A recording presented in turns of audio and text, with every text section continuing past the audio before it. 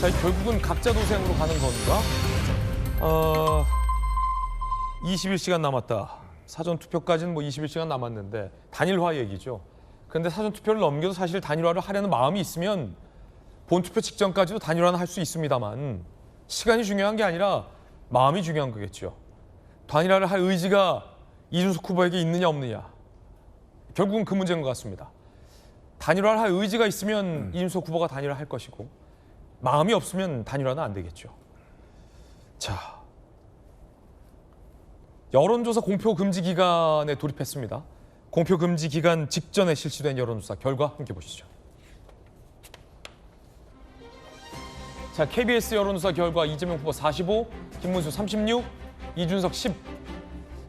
이준석 후보가 단일화를 할 의지가 있는지 없는지 잠시 후에 전해드리겠는데 만약에 김문수, 이준석 후보가 단일화가 된다면 45, 이재명 45, 두 사람의 지지율 합산은 46입니다. 자, 뉴시스 여론조사 결과를 보면 이재명 후보가 48.9, 김문수 후보가 39.6입니다. 이준석 후보는 10%에 못 미쳤어요. 9.9%입니다. 역시 김문수, 이준석의 단일화 가능하다면 두 후보의 지지율이 합산이 꽤 높습니다. 이재명 49, 뉴스원의 여론조사 결과 한국갤럽, 김문수 36, 이준석 9%. 역시 이준석 후보는 10%를 얻지 못했습니다. 자, 여론조사 공표 금지 기간 전에 발표된 마지막 여론조사입니다.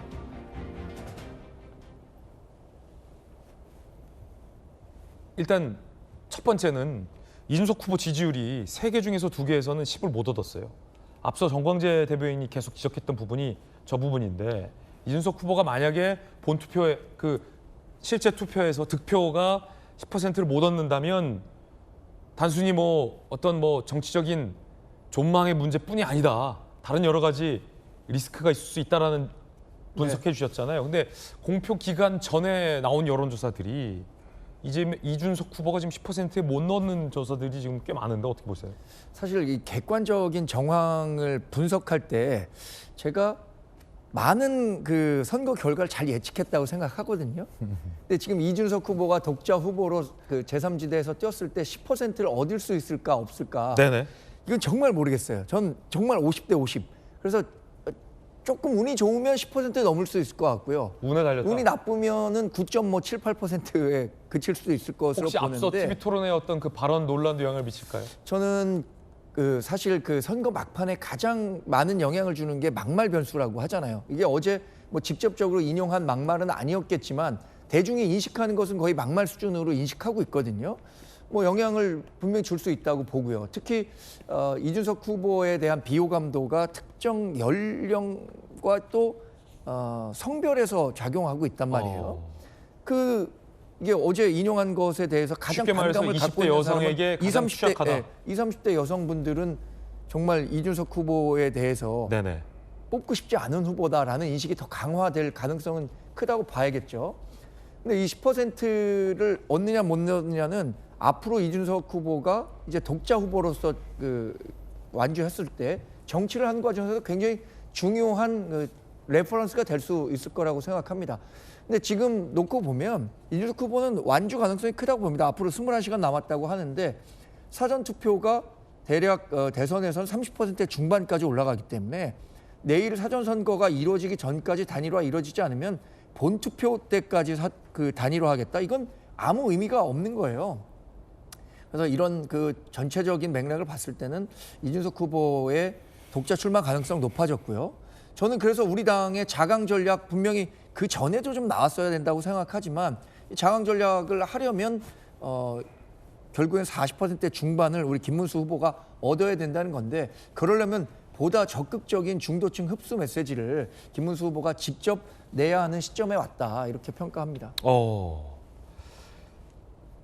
정광재 대변인의 의견이었습니다. 지지율 추이 한번 보실까요? 아무래도 이제 앞으로의 여론조사는 없습니다. 그렇기 때문에 마지막 여론조사 결과를 좀 한번 오늘 분석해 볼 필요가 있을 것 같은데요. 지지율 추이입니다. 지지율 추이는 이렇습니다. KBS 여론조사와 리얼미터 여론조사를 보면 이재명 후보의 어떤 지지율 추이 46, 49, 45, 김문수 후보는 31, 34, 36, 이준석 후보는 88, 10. 자, 리얼미터는 50, 48, 49. 김문수 후보가 35, 38, 36, 이준석 후보가 8, 9, 10 이렇게 지금 추이가 되고 있거든요. 자, 대선 가상 대결. 그러니까 단일화 상황을 염두한 양자 가상 대결 한번 보시죠. 김문수 후보로 단일화가 됐을 경우 44대 41. 두 후보는 오차 범위 내에서 박빙을 펼칠 것이다 라는 여론조사가 나왔습니다. 이준석 후보로 단일화가 된다면 9%포인트 차이가 날 것이다. 다소 차이가 많죠. 43대 34. 자, 이 여론조사 결과가 의미하는 건 뭘까? 정혁진 변호사님, 네네. 물론 어제 이준석 후보가 단일화 안 하겠다 기자회견 했지만 단일화가 만약에 된다면 이재명, 김문수 이 두 사람은 오차 범위 내에서 박빙을 펼칠 것이다라는 게 지금 나와 있네요.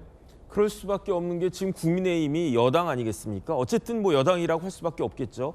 그러니까 여당의 조직을 가지고 있고 그다음에 김문수 후보가 지금 인기가 많이 올라갔잖아요. 이전에 사람들이 잘 모르던 김문수가 아니고 특히 경기도지사 시절에 김문수 그 후보가 이런저런 많은 일들을 했던 것들이 그다음 또 설란영 여사에 대한 이미지도 좋고 그러니까 이준석 후보와 단일화가 되면 그러면 박빙을 펼칠 수도 있을 것 같은데 그런데 이준석 후보는 사실은 이준석 후보로 단일화가 된다고 하더라도 아직은 이준석 후보는 너무 어리다 이런 생각도 할 수밖에 없는 거고요.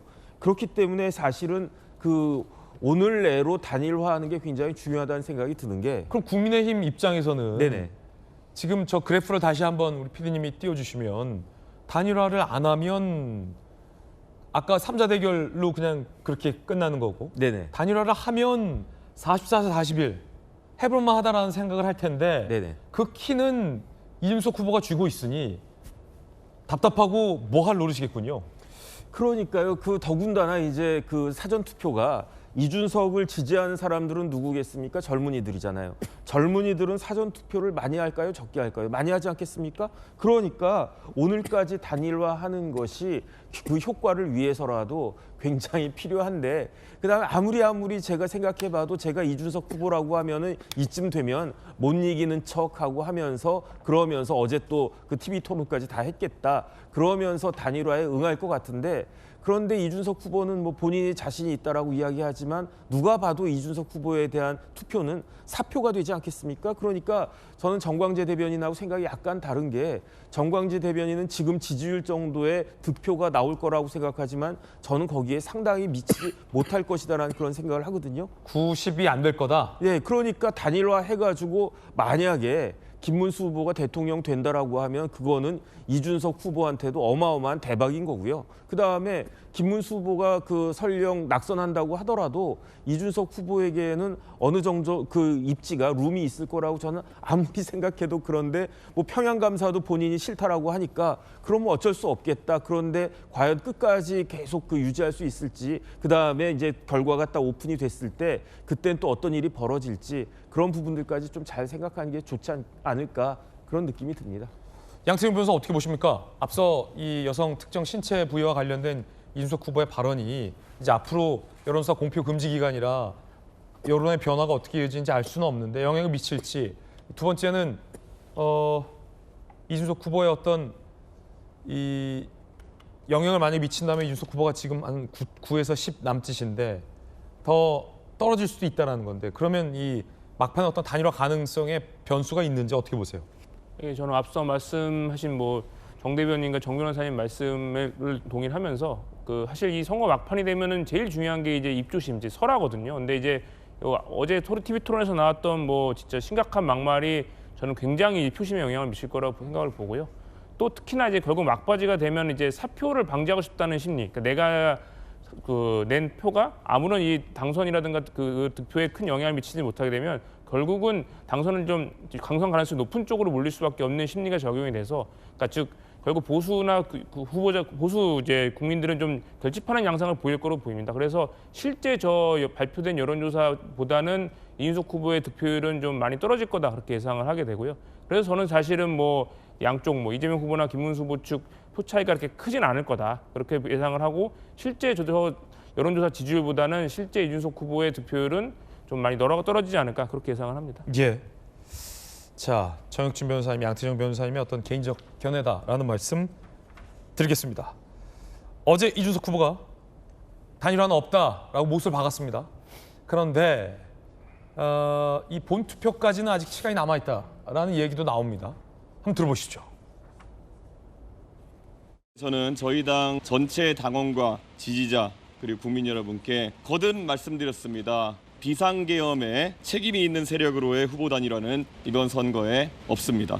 저를 응원해 주시는 모든 분들께 또렷하게 응답하겠습니다. 끝까지 싸워서 이기겠습니다. 제가 뭐 사퇴 요정도 아니고 계속 만나가지고 김문수 후보한테 얘기한다든지 아니면은 이야기할 필요는 없다 이렇게 생각합니다. 답은 나와 있는데 답을 받아들이기 어려운 상황이 있겠죠. 그렇기 때문에 김문수 후보가 어떤 판단하는지 개인의 자유겠지만은 결국은 이재명 후보를 꺾을 수 있는 방법이 있음에도 그것을 용기 있는 판단하지 못한 것에 대한 책임은 아마 김문수 후보가 져야 될 수도 있을 것이다. 이런 말씀을 드리겠습니다. 별도 해동 계획은 없다고 생각합니다. 예, 전혀 없습니다. 여론조사를 보면 9에서 10, 간신히 10 정도가 나오는 여론조사. 이준석 후보는 만약에 선거에서 지면 사퇴하지 않은 김문수 후보 때문이다라며 단일화를 하지 않겠다라고 밝혔습니다. 이준석 후보와 형 동생하는 동생을 맡고 있죠. 김용태 비대위원장은 어제 단일화를 사실상 포기하는 발언을 했습니다. 들어보시죠. 단일화에 대해서 저희가 여러 번 말씀을 드린 바가 있는데 개혁신당에서 단일화할 생각이 없다라는 입장을 계속 밝힌다면 저희도 그 뜻을 존중할 필요가 있다고 생각이 들고요. 앞으로 단일화가 없더라도 저희는 3자 구도에서 김문수 후보가 이길 수 있다는 확신이 있습니다. 다만 이재명 독재를 막기 위해서 누가 가장 확실한 후보인지는 많은 시민들께서 표로 심판해 주실 거라고 생각이 듭니다. 그 부분은 개혁신당에서도 일관되게 오늘도 기자회견을 통해서 입장을 발표한 바가 있고요. 추가적인 부분에 대해서는 불투명하다라고 말씀 좀 드리겠습니다. 저는 저희 김문수 후보께서는 중도로의 확장을 더 확대하고 이준석 후보로는 진보 지지자들의 확장을 유도해서 이재명 총통체제를 함께 막아내야 된다고 생각합니다. 사실상 김용태 비대위원장이 좀 많이 기운 빠진 것 같다라는 관측도 나오고 있습니다. 단일화의 데드라인은 코앞으로 다가오고 있습니다.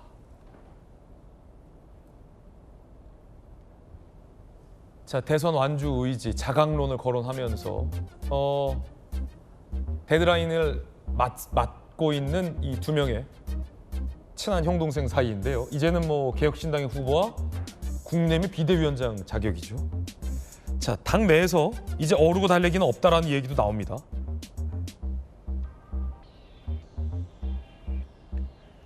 중진 의원, 당 차원의 어르고 달래는 조치 없을 것이다. 준찍명, 이준석 지금 이재명 당선 캠페인으로 갈 수밖에 없다. 고사작전으로 갈 수밖에 없다. 김문수 캠프 관계자, 이준석 표는 사표란 점을 부각해서 표를 흡수해야 된다.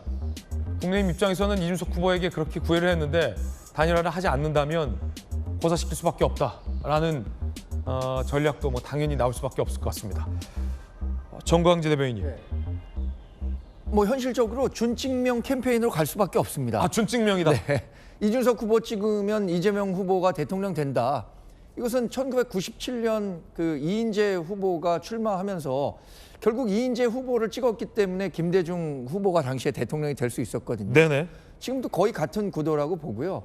저는 이 3자 구도와 관련해서 이준석 후보는 계속 동탄식 모델을 얘기하고 있는데 동탄의 유권자 구성과 우리 대한민국 전체 유권자 구성은 완전히 질적으로 큰 차이가 있습니다. 동탄 당시 그 지역구 평균 연령이 34세라고 알고 있고 이준석 후보도 당시에 그 사정을 잘 알고 있기 때문에 해당 지역을 픽해서 갔단 말이에요. 동탄식 모델보다는 저는 부산 수영구식 3자 모델 가능성이 크다고 보는데 부산 수영구에서는 장해찬 후보가 우리 당의 공천을 받았다가 여러 설화로 인해서 공천 취소가 됐죠. 당시에 무소속 후보로 완주를 했습니다. 우리는 새로운 후보인 정연욱 후보가 51%를 얻어서 당선이 됐는데 민주당 후보가 40% 얻고요. 그래서 51대 40대 9 이 정도로 나뉘면서 우리 당 후보가 당선이 됐었는데 결국에는 이준석 후보 완주하게 될 경우에 이 3자 구도에서 제가 아까 말씀드렸던 것처럼 10%에서 운이 나쁘면 좀 뭐 9%대 8% 떨어질 수 있는 거고요. 우리 당 후보가 45% 얻으면 그럼 되는 겁니다. 그 부산 수영구식 모델로 가려면 그때도 당시에 장해찬 후보가 선거 직전에는 두 자릿수 이상의 지지율이 나왔어요. 무소속 후보로도.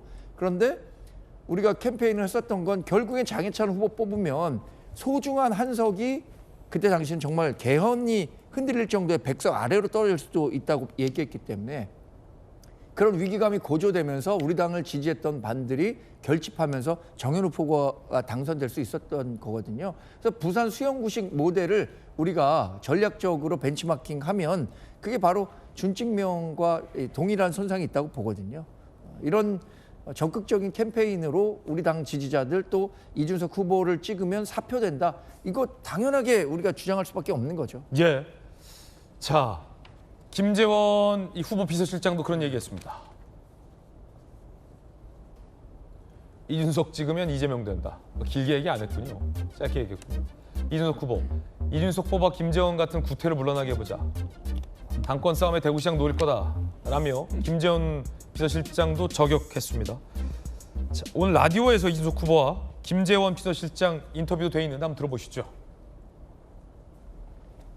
어제 TV토론 끝나고 김문수 후보하고 뭐 잔 30초라도 이야기 나눈 거 있습니까? 전혀 없었습니다. 원래 애초에 뭐 이것을 하자는 의도도 없었고 예. 이것에 논의가 오가는 것도 아니고 결국에는 시안 하나를 놓고 이야기한 것이지 저는 뭐 예. 별다른 뭐 일은 없었다고 생각합니다. 계속 민주당 쪽에서 그런 유언비어를 퍼뜨리고 그걸 통해 가지고 지지층을 흔들려고 하기 때문에 제가 예. 강하게 이야기할 수밖에 없었던 측면이 있습니다. 정치에서는 항상 마지막까지 끝을 봐야 끝을 알 수 있다는 말이 있는데요. 뭐 설사 오늘 밤 12시가 되어도 또 내일 아침 투표 시작 때까지 또다시 밤새 극적인 타협이 있을 수도 있습니다. 그래서 저희들은 희망끈을 놓지 않고 있습니다. 단 1%의 가능성은 남아있다 이런 말씀이세요? 그렇습니다. 그런데 이준석 후보 제가 바로 앞서서 인터뷰를 했는데 안 하겠다고 그러거든요. 예, 절대라는 말 자체가 뭐 정치권에서는 성립되지 않는 그런 말입니다. 또 하나는 그래요? 예, 강한 부정은 또 긍정의 신호일 수도 있고 충분히 이 단일화의 가능성은 남아있다고 생각을 합니다. 정치 변호사님 어떻게 보십니까? 이게 너무 희망회로 아니냐? 김재원 비서실장 하는 얘기가 앞서서 김재원 같은 구태 정치 뽑아내야 된다. 이준석 후보 그렇게까지 얘기했는데 단일화의 가능성은 있을 수 있다. 어떻게 보십니까? 글쎄요, 뭐 희망회로 맞는 것 같은데 그럼에도 불구하고 끝까지 진짜 6월 2일까지라도 계속적으로 노력하는 모습을 국민의힘 입장에서는요 보여줄 수밖에 없다. 만약에 6월 2일에라도 그 단일화가 되면 그걸로 인해 가지고 얻는 표는 굉장히 많지 않겠습니까? 그러니까 이번 대선은요 제가 봤을 때 누가 대통령이 되느냐도 중요하지만 누가 얼마나 득표를 하느냐도 굉장히 중요하지 않겠습니까? 예컨대 이재명 후보가 아주 큰 차이로 이기게 되면 그러면 국민의힘은 존속할 수가 있을 것인가? 저는 그런 생각까지 들고요. 그렇기 때문에 김문수 후보도 한 표라도 더 얻어야 되는 거고 그다음에 이준석 후보도 마찬가지인 거고 저는 어떤 생각이 드냐? 제가 봤을 때 단일화가 되지 않아가지고 패배한 가장 쓰라린 경험은 노태우, 김영삼, 김대중 그 세 명이 87년 대선 그때 아니었습니까? 그런데 그 이후부터는요 분열되는 것은 항상 보수였던 것 같아요. 그래가지고 나름 그 보수가 단합해가지고 대선에서 승리한 것은 윤석열, 안철수 그 단일화 말고는 사실 계속 이렇게 분열해가지고 그 정권을 스스로 넘겨주는 그런 모습이 아닌가 그런 생각이 들고 여기에 대해서 가장 큰 책임 만약에 이제 정권이 그 넘어가게 된다라고 교체가 된다라고 하면. 거기에 대한 가장 큰 책임은 윤석열 전 대통령을 비롯한 국민의힘이 되겠지만 그런데 그 이준석 후보도 그 책임에서 자유로울 수가 있겠는가 이런 부분들을 다시 한번 생각해야 되는 것이 아닌가 싶습니다. 정치 변호사님 의견입니다. 그런가 하면 이낙연 새미래민주당의 상임 고문이 어제 김문수 후보 지지 선언을 했습니다. 들어보시죠. 더불어민주당은 한 사람의 사법 리스크를 없애기 위해 입법권, 행정권, 사법권을 모두 장악하는 괴물 독재 국가로 가는 길을 선택했습니다. 당장 눈앞에 닥친 괴물 독재 국가 출현을 막는데 그가 가장 적합한 후보인 것은 분명한 사실입니다. 그래서 저는 저의 한 표를 그에게 주기로 했습니다. 자기들이 하고 있는 일이 어떤 공포감을 국민들에게 주고 있는가, 왜 한 번도 돌아보지 않고 왜 그 수많은 국회의원과 그 훌륭한 원로들 가운데 단 한 명도 자제하자는 얘기를 못합니까? 그러니까 국민들이 더욱더 불안해하고 공포감을 갖는 것 아니겠어요? 제가 괜히 이러겠습니까? 괜히 이러겠습니까? 총리까지 지냈고 당대표까지 지낸 이낙연 고문이 내가 괜히 이러겠느냐라는 얘기를 강조했습니다. 김민석 민주당 상임공동선대위원장이 삭돌하다라고 또 비난했습니다. 들어보시죠. 한마디로 저는 오늘의 김문수, 이낙연 두 분의 모습을 보면서 공도동망이라는 한 단어가 떠올랐습니다. 한 길에서 함께 망한다는 뜻입니다. 마이너스 10점 이상에 해당하는 이낙연 후보와 결합하는 것이 무슨 정치적 의미가 있겠습니까? 이낙연 전 대표는 이제 본인이 일관되게 젊은 시절부터 추구했던 사쿠라 행보의 끝을 대단원을 이뤘습니다. 내란 야합이자 변절자들의 야합이자 사쿠라들의 야합이자 긍정적 비전 없는 네거티브들의 야합이다. 자, 그러자 새누리민주당이 이렇게 반박했습니다. 이낙연을 비난하기 앞서 절대 권력 앞에서 한없이 비굴한 자신들을 돌아봐라. 이재명 하수인들의 충성 경쟁이다 라고도 비판했습니다.